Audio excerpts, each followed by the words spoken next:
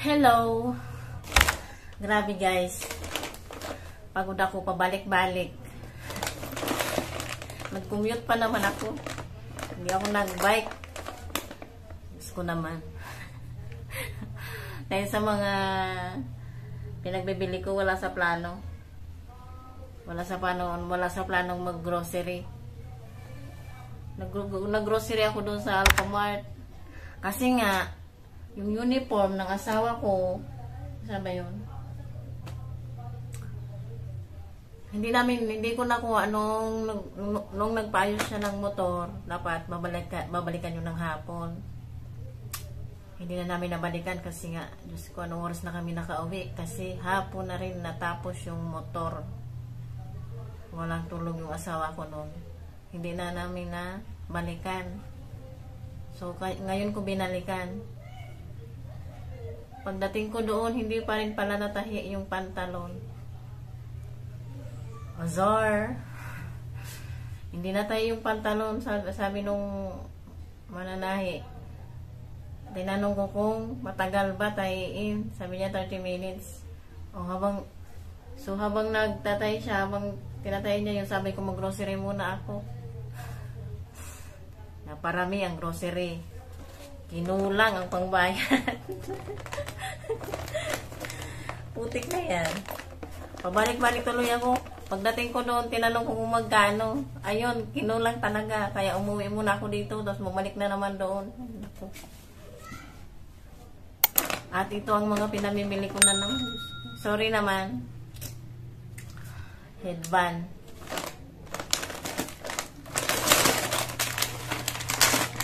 Kirya.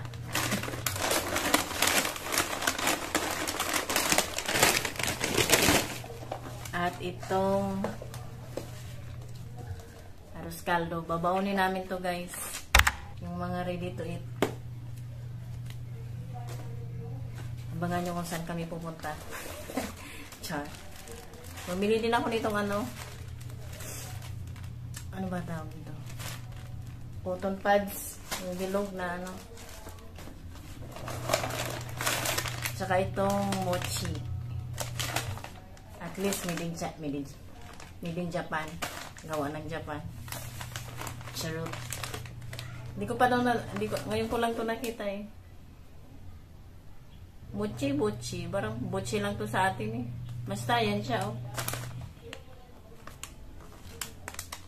Baka sabihin paano kung nasabing gawang Japan ay no, Japanese style. Pero made in the Philippines. Style lang pala. So yan. Bumili na akong suka kasi wala na kaming suka. Gatas. Diyos ko, maggatas man lang kami. Lotion. Baby lotion lang to. Tignan muna tayo sa mga pang-baby pa. Mahangin kasi ngayon kaya nagpuputi-puti lang atong mga balat ko eh. Yakult, 2. Grabe. Wipes. At itong mask. Lalagay ko sa asawa ko para naman mas lalong pumugi. Palaman.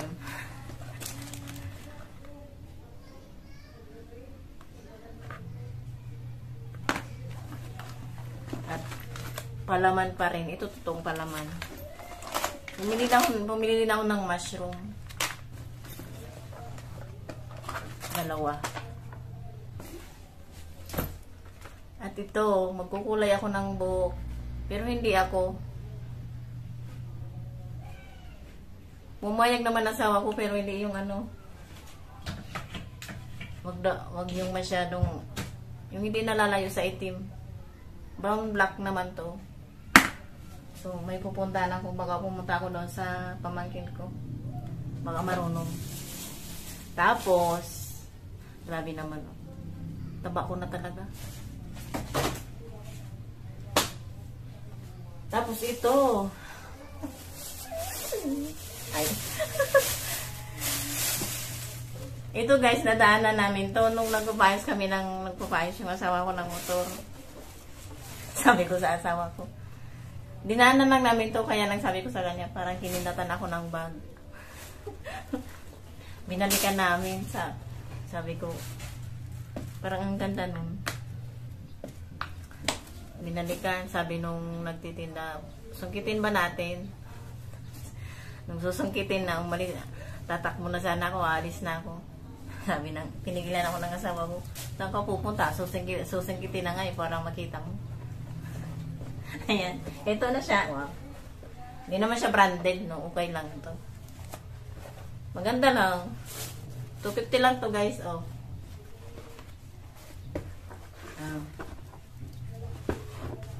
In fairness, made in Japan daw to. Oh.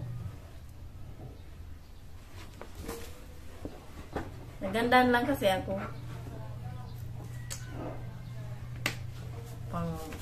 Pang biyahe-biyaheng bag ba. Simple lang naman siya, oh. O, diba? Okay na bag. 250, ah. Charot. Tapos, ito na nga yung mga grabe makatapon ng bag, no? Ito na yung uniform ng asawa ko. Wait lang, okay? So, ito na guys. Pasensya na kayo kung maingay yung background kasi dito sa kabila, malakas ang TV. Ayan, ito. Ito yung bagong pinakabitan ko ng mga badge. Tama na ba? Sobrang taas naman. Pero okay na ata ito. Ba't ganun? Parang mali na naman. Sabi ko na eh, mali na naman. Ay, hindi, tama. Uy, salamat. Akala ko kasi mali na naman itong pagkalagay dito. Ayun, madami-dami na. Madami-dami na ulit na na uniform. Wala nang butas ang kilikili.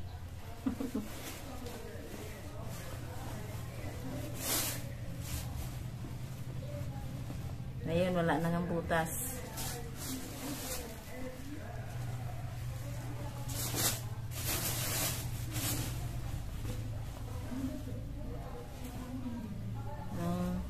Ito yung guys, binalikan kong pantalon. Ito kasi hindi nila nagawa. Bago ng bulsa. Ito pinalitan din to. Kasi maluwag to sa asawa ko eh.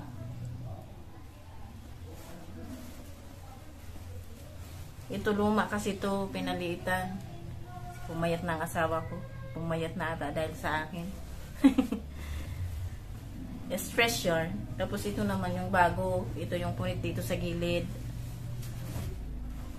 Ngayon, ayun ang nangyari ngayong araw na to.